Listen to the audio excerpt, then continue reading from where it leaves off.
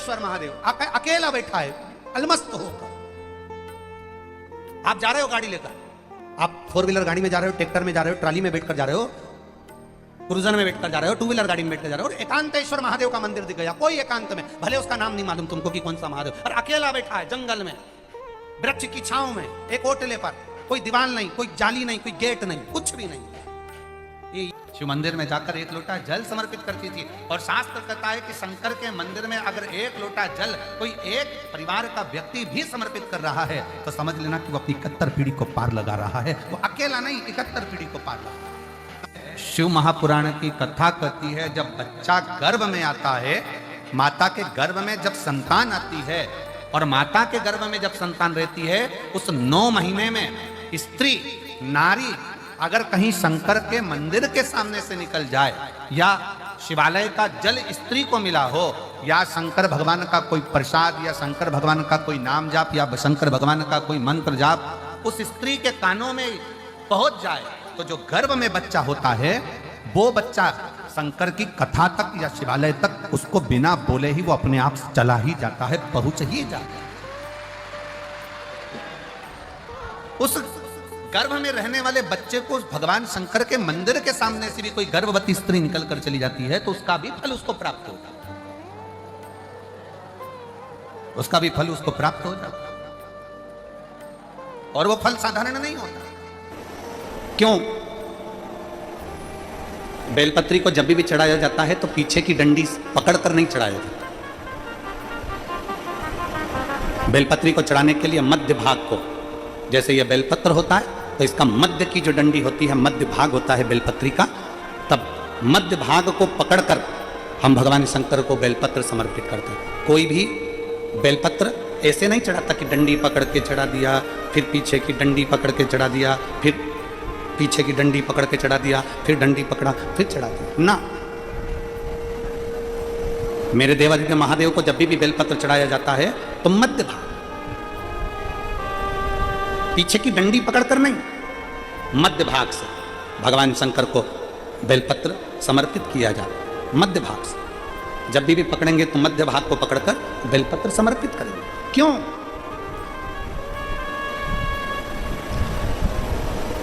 क्योंकि हमने भगवान शिव को मध्य भाग पकड़कर इसलिए समर्पित करा कि यह केवल बेलपत्र का मध्य भाग नहीं है मेरे शंभू, मेरे हृदय के मध्य भाग को मैं आपके चरणों में समर्पित कर रही हूं। मेरा दिल, मेरा हृदय, मेरा चित्त मैं आपको दे रही हूं। मध्य भाग एक विश्वास के साथ दे रही हूं। इतनी सुंदर बात नंदी ने कही है। नंदी ने ये बात जो कही वो वास्तव में बड़ी सुंदर है कि मान लो यदि कोई कार्य तुम्हारा हो नहीं रहा और पूरी दुनिया में तुमने कर कर देख लिया, बहुत प्रयास कर कर देख लिया, तो भी वो कार्य अगर तुम्हारा नहीं होता तो फिर एक काम करो कि शिव की स्तुति करो, शंकर की स्तुति, शंकर का गुणगान, शंकर की भक्ति, शंकर का स्मरण।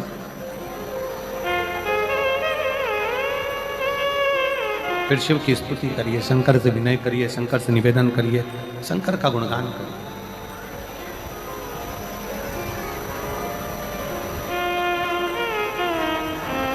और भगवान की भक्ति होती कब? जितने आस्था चैनल पर कथा सुन रहे हैं, जितने फेसबुक यूट्यूब पर कथा सुन रहे हैं, जितने पंडाल में बैठकर शिव भक्त कथा को रसपान कर रहे हैं, उनसे निवेदन करूंगा कि शंकर की भक्ति होती कब है, शंकर का स्मरण कब होता है, शंकर की भक्ति कब होती है, शंकर की कथा सुनने में मन कब लग सकता है? जब अपने भीतर की अभिमत्ता, अपने भीतर का अहम, अपने भीतर का अहंकार, अपने भीतर की आसक्ति, अपने भीतर का काम, अपने भीतर की तृष्णा जब दूर हो जाए तो समझो कि आप शिव में मन लगा बैठे। कितने सारे लोग बैठे हैं यहाँ पर कथा में, सब पंडालों के अंदर लोग शिव भक्त बैठे हुए हैं। कई लोग ऐसे भी होंगे जिनका आकर बैठ तो गए पर दिल नहीं लगता। 2 जल व्यक्ति के जीवन को बदलते। कितने जल? जम के बोलो जरा। 2 जल। एक देवादिदेव महादेव के लिए भरा गया 1 लोटा जल, और दूसरा है स्वयं के लिए भरा गया 1 लोटा जल। यहाँ पर अगर बुजुर्ग बुजुर्ग मेरी माताएं बैठी होंगी, मेरी जीजियाँ बैठी हैं, मेरे जीजा बैठे हैं, बुजुर्ग जितनी माताएं बैठी हैं, वो पुराने समय का अगर लेख उठाकर देखेंगे तो पुराने समय के लोग भोजन करने बैठते थे ना, तो भोजन करने से पहले अपने पानी के लोटे को भरकर, अपना गिलास भरकर बैठते थे। किसी ने देखा है कि नहीं देखा? जम के बोलो जरा, देखा है आप लोगों ने?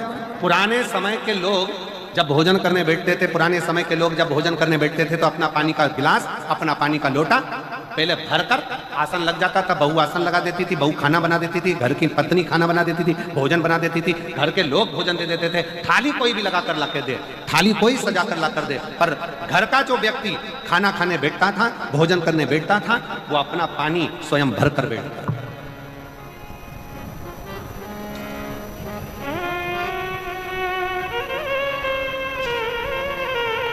अब आज के जमाने में दुनिया के लोग कहते हैं मैं दुकान चला रहा हूं, दुनिया के लोग कहते हैं मैं घर चला रहा हूं, दुनिया के लोग कहते हैं मैं ये कर रहा हूं। तुम अपना खुद का पानी भरकर तो बैठ नहीं रहे और कह रहे हो कि घर चला रहा हूं। स्वयं का एक गिलास पानी व्यक्ति नहीं भर पा रहा। कितना सुंदर कहा है महाराज जी, बहुत सावधानी से सुनिएगा। दो जगह का जल व्यक्ति के जीवन को बदल देता है। एक शिव के लिए भरा गया जल और दूसरा स्वयं के लिए भरा गया जल। स्वयं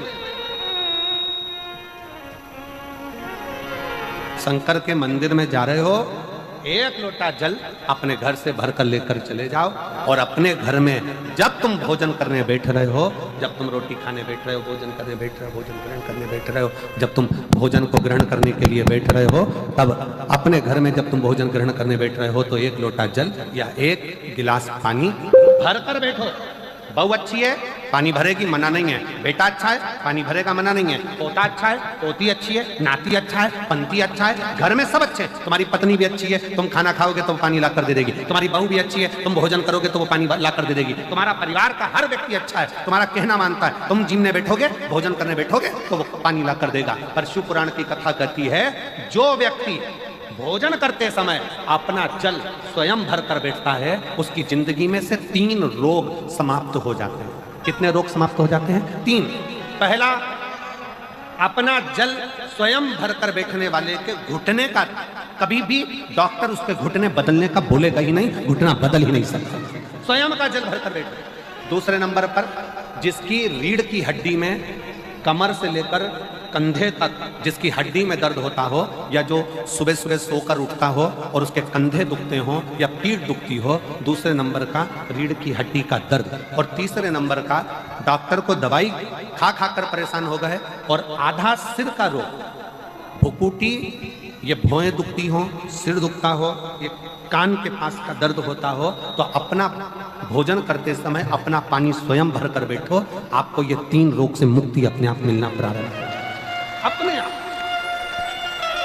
अब किसी ने कहा, गुरुजी पत्नी पानी ला कर देती है, पति पानी ला कर देता है, बेटा पानी ला कर देता है, बहू पानी ला कर देती है, पोता पोती पानी ला कर देते हैं, नाती पंती पानी ला कर देते हैं, नौकर लगे घर में वो पानी ला कर देते हैं, सेवादार लगे घर में वो पानी ला कर देते हैं, तो हमको पानी लाना क्यों जरूरी है? तो अग्नि पुराण में वर्णन आता है कि जो घर में पानी जिस मटके में भरते हो, जिस हंडे में भरते हो, जिस बाल्टी में भरते हो, जिस टंकी में पानी भरते हो, पीने का पानी जिस हंडे में, मटके में, बल्टोई में, जिस गगरे में तुम भरते हो, वो स्थान पितरों का स्थान रहता है। जब हम पानी भरकर भोजन करने बैठते हैं तो हमारे पितर भी उस स्थान पर आकर निश्चित जगह पर बैठते हैं, और जब हम भोजन ग्रहण करते हैं तो हमारे पितरों के भाव का आशीर्वाद हमारे ऊपर पड़ जाता है, जिससे हमारे 3 दर्द समाप्त हो। स्वयं भरो, स्वयं। अब आज का जमाना इतना विचित्र है कि नौकर चाकर, परिवार, घर इतना बड़ा हो गया। आज के जमाने में कोई सोफे पे से उठना पसंद नहीं करता, वहीं से आवाज लगा देते हैं, ला मेरा भोजन लगा दे, रोटी लाओ। रोटी आई तो मालूम पड़ा पानी ला कर रखा बहू ने। वो बहू ला देगी, बहुत अच्छी है, बहू बेकार नहीं है, बहुत अच्छी है, बेटी बहुत अच्छी है, ला देगी पानी, भोजन भी लाएगी, पानी भी लाएगी, सब कुछ लाएगी। पर पहला फर्ज अपना है, जब तक शरीर चले, पांव चले, हाथ पैर चले और तुम पलंग पर नहीं पड़े हो, तुम्हारा शरीर अगर चल रहा है तो पहले रसोई घर में जाओ, लोटा भर, लोटा नहीं भर सकते तो गिलास भरो, गिलास नहीं भर सकते तो थोड़ा सा कटोरी में पानी भरो, पर अपने पीने के लिए थोड़ा सा जल स्वयं के लिए लेकर आओ। वो जल इतना कारगर होगा कि तुम्हें रोग से निवारण करता चले जाएगा, रोग समाप्त करता चलेगा। समाप्त।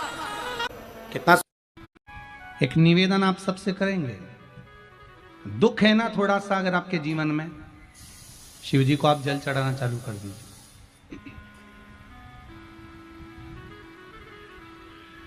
शंकर भगवान को आप जल चढ़ाना प्रारंभ कर दो। अगर दुख है ना जीवन में, शिव जी को जल चढ़ाना प्रारंभ कर दो। और एक निवेदन और करेंगे, अगर दुख समाप्त ही नहीं हो रहा है, कोई बीमारी एक पूरी होती है दूसरी लग जाती है, दूसरी बीमारी पूरी होती है तीसरी लग जाती है, तीसरी बीमारी पूरी होती है चौथी लग जाती है, कुछ प्रॉब्लम चली रही है, तो एक जल के पात्र में जल लीजिए, कलश लोटा पानी का भर लीजिए और उस पात्र में चावल के 2 दाने डाल लीजिए, अक्षत के 2 दाने डालिए। घर में से लेकर जाओ, थोड़ा सा जल बेलपत्री के वृक्ष के नीचे डाल दीजिए, थोड़ा सा जल पीपल के वृक्ष के नीचे डाल दीजिए और थोड़ा सा जल या तो आंवले का पेड़ मिल जाए या शमी का वृक्ष मिल जाए, शमी का वृक्ष मिले या आंवले का वृक्ष मिले, उसके नीचे डाल दीजिए। 3 जगह पर अगर कोई बीमारी ऐसी हो गई कि वो समाप्त नहीं हो रही, बड़ी बड़ी तकलीफ, मतलब एक बार दवाई अगर चालू हो गई तो दवाई बंद ही नहीं हो रही है, तो उसके लिए आपको 3 जगह पर जल चढ़ाना प्रारंभ कर दो। मात्र 1 हफ्ते से ज्यादा चढ़ाना भी नहीं पड़ेगा। जैसे 1 हफ्ते आप टेबलेट लेते हो, गोली लेते हो, 1 हफ्ते चढ़ाना प्रारंभ कर दो। सबसे पहले बेलपत्री के पेड़ के नीचे क्या करना है, जल का पात्र लेना है, उसमें 2 दाने चावल के डालना, 2 दाने अक्षत के डालिए। पहले बेलपत्री के पेड़ के नीचे जाओ, वहां जल चढ़ाओ, फिर जाइए पीपल के वृक्ष के नीचे, वहां जल चढ़ाइए, आखिरी में या तो शमी के नीचे या फिर आंवले के नीचे, इन दोनों में से कोई एक वृक्ष जिसके नीचे। पर 1 हफ्ते अगर आपने आंवले में चढ़ाया है तो आंवले में ही चढ़ाना, शमी में चढ़ाया है तो शमी में चढ़ाना है। ये बदल के मत चढ़ाना कि आज मैं शमी में चढ़ा देती हूँ कल आंवले में चढ़ा दूंगी, ऐसा नहीं। कितना सुंदर कहा है। जब जिंदगी बहुत संघर्ष में चल रही हो, बहुत दुख का जीवन चल रहा हो, बहुत कष्ट का जीवन चल रहा हो, बहुत कष्टमय जीवन चल रहा हो, तब शमी के 5 पत्ते, शमी के 5 पत्ते, एक दुर्वा के साथ, एक अक्षत चावल का 1 दाना, वो भी हल्दी में भिंगोया हुआ हो या केसर में भिंगोया हुआ हो,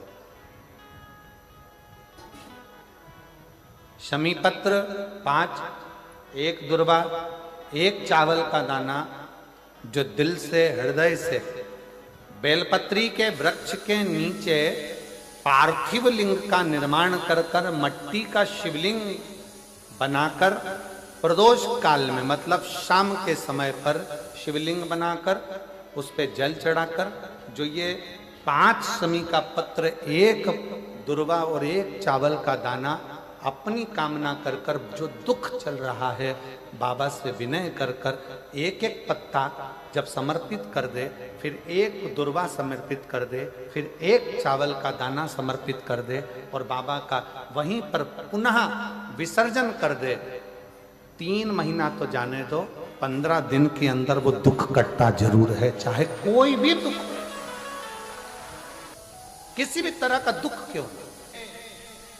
1 बेलपत्र के वृक्ष की परिक्रमा करने वाले को हजारों अश्वमेघ यज्ञ का फल प्राप्त हो जाता है, हजारों अश्वमेघ यज्ञ का फल प्राप्त हो जाता है। उसी तरह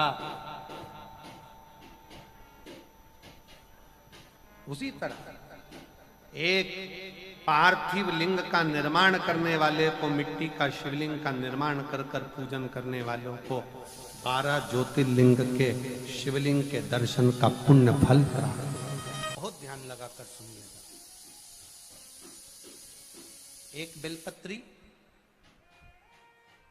और उस बेलपत्री में एक चंदन की बिंदी और एक अक्षत का दाना मात्र रखकर भी अगर शिवालय पर चढ़ा दी जाती है,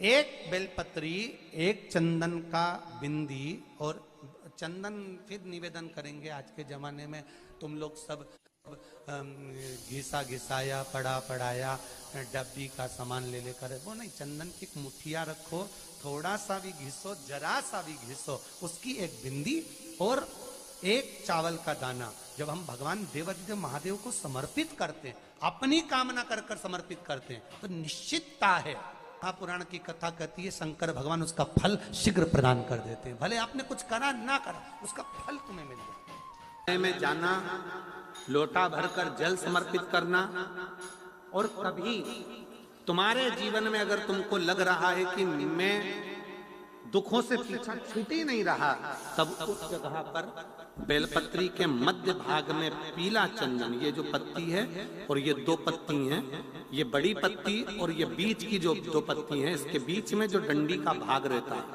जो बीच में डंडी का जो भाग है, बड़ी पत्ती और ये दो छोटी पत्ती के मध्य में जो डंडी का भाग है, उस डंडी के भाग में पीला चंदन और एक अक्षत पीला शंकर भगवान को आप अगर प्रदोष काल में समर्पित कर रहे हैं, तो ये निश्चित है कि धीरे धीरे कर कर वो दुख समाप्त होगा, वो दुख कटेगा ही।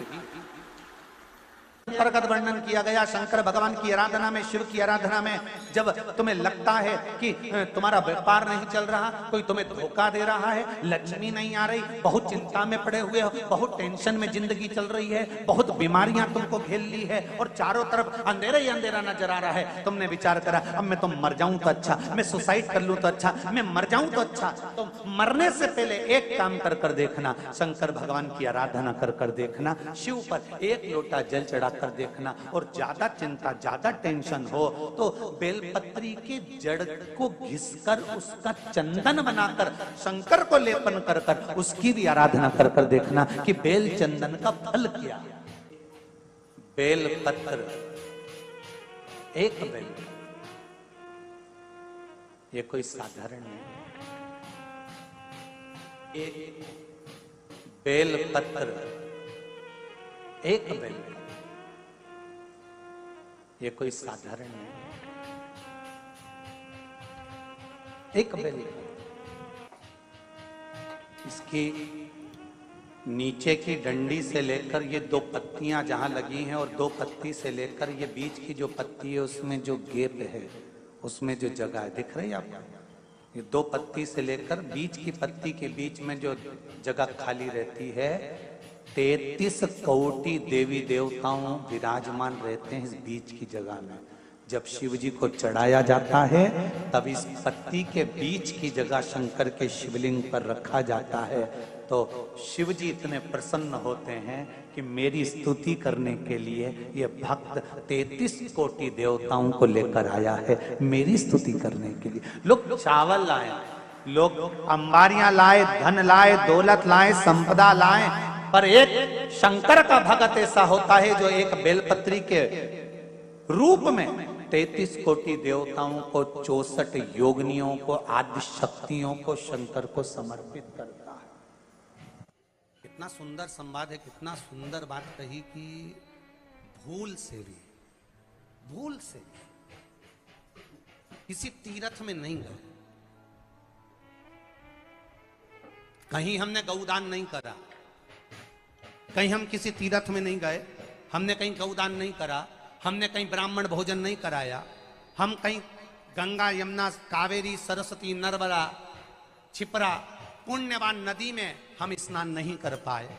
शिव महापुराण की कथा कहती है भूलवश भी अगर पिपलेश्वर या बटकेश्वर किसी शिवालय पर भूल से भी अगर एक लोटा जल चढ़ जाता है तो देव अधिदेव महादेव सारे तीर्थों का फल अपने आप प्रदान कर देते हैं। भूल से भी चढ़,